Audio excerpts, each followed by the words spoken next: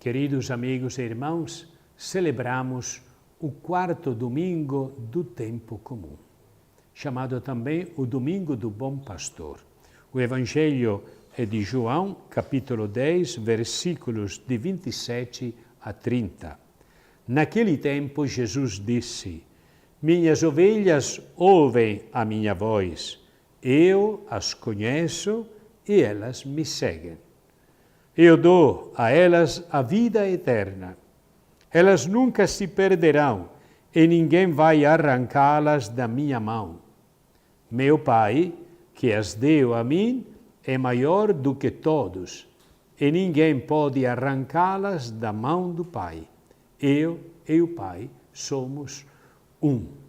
Palavra da salvação, glória a vós, Senhor. O Evangelho da liturgia deste quarto domingo da Páscoa fala-nos do vínculo entre o Senhor e cada um de nós. Para o fazer, Jesus utiliza uma imagem terna, uma bela imagem, a do pastor que está com as ovelhas. E explica com 3 verbos.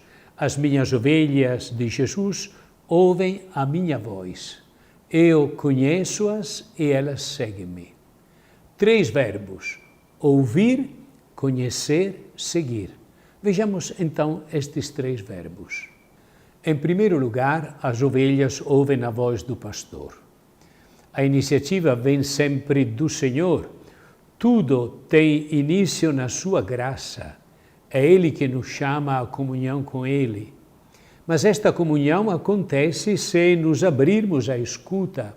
Se continuarmos surdos, Ele não nos pode dar esta comunhão. Abrirmos-nos à escuta, pois escutar significa disponibilidade, significa docilidade, tempo dedicado ao diálogo. Hoje estamos esmagados pelas palavras e pela pressa de ter sempre de dizer e fazer alguma coisa. De fato, quantas vezes 2 pessoas conversam e uma não espera que a outra termine o seu pensamento, corta-o no meio do caminho, responde, mas se não a deixarmos falar, não há escuta. Este é o mal do nosso tempo. Hoje somos esmagados por palavras, pela pressa de ter sempre de dizer alguma coisa. Temos medo do silêncio. Como é difícil ouvir. Ouvir até o fim, deixar que o outro se exprima, ouvir-nos em família, na escola, no trabalho e até na igreja. Mas para o Senhor, antes de mais, é preciso ouvir. Ele é a palavra do Pai e o cristão é filho da escuta, chamado a viver com a palavra de Deus ao nosso alcance. Perguntemo-nos hoje se somos filhos da escuta, se encontramos tempo para a palavra de Deus, se damos espaço e atenção aos irmãos e irmãs. Saber ouvir a outra pessoa, expressar-se até o fim sem interromper o seu discurso. Quem ouve os outros também sabe ouvir o Senhor e vice-versa. E experimenta algo muito bom, isto é, que o próprio Senhor nos ouve. Ouve-nos quando rezamos, quando nos confidenciamos com Ele, quando o invocamos. Ouvir Jesus torna-se assim a forma de descobrir que Ele nos conhece. Eis o segundo verbo que diz respeito ao bom pastor. Ele conhece as suas ovelhas. Mas isto não significa apenas que sabe muitas coisas sobre nós. Conhecer no sentido bíblico significa também amar. Significa que o Senhor, enquanto nos lê dentro, nos ama, não nos condena. Se o ouvirmos, descobrimos isto, que o Senhor nos ama. A maneira de descobrir o amor do Senhor é ouvi-lo. Então a relação com Ele já não será impessoal, fria ou aparente. Jesus procura uma amizade calorosa, uma confidência, uma intimidade. Ele quer doar-nos um novo e maravilhoso conhecimento. Saber que somos sempre amados por Ele e, por conseguinte, nunca deixados sozinhos. Estando com o bom pastor, experimentamos o que diz o Salmo. Mesmo quando eu andar por um vale de trevas e morte, não temerei perigo algum, pois tu estás comigo.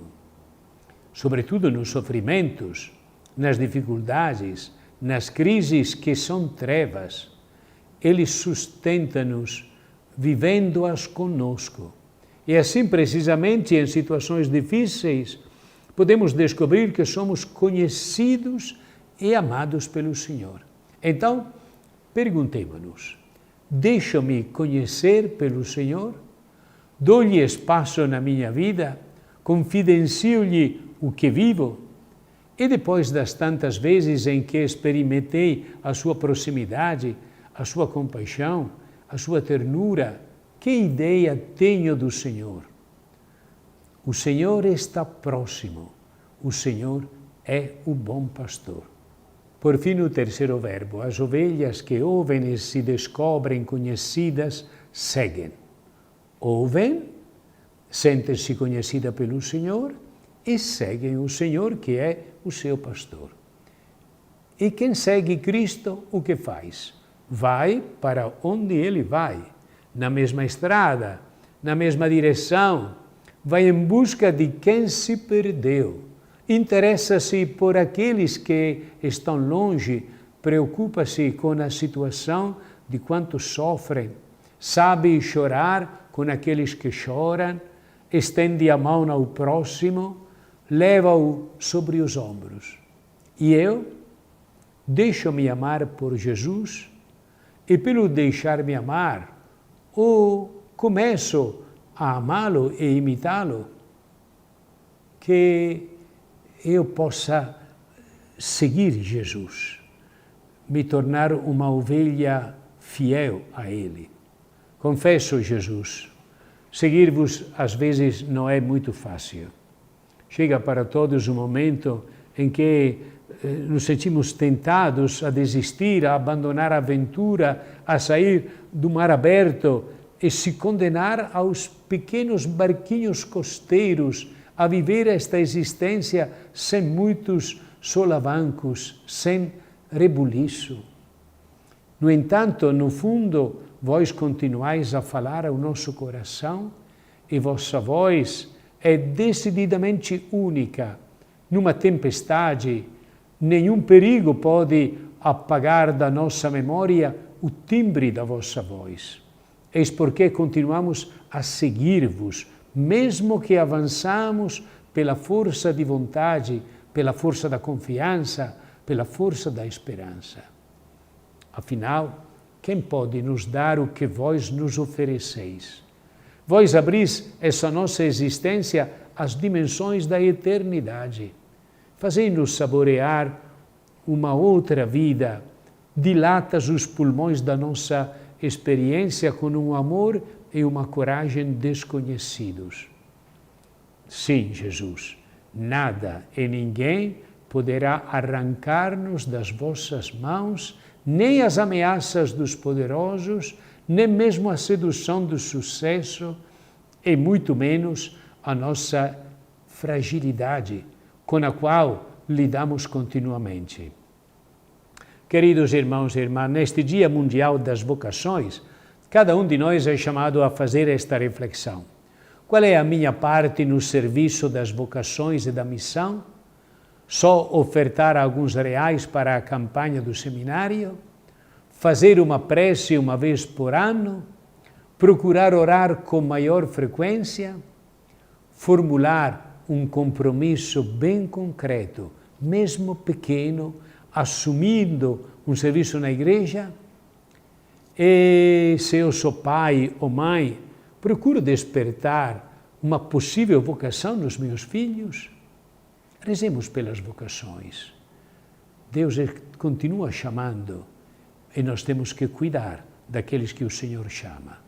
Deus abençoe a todos em nome do Pai, e do Filho e do Espírito Santo. Amém.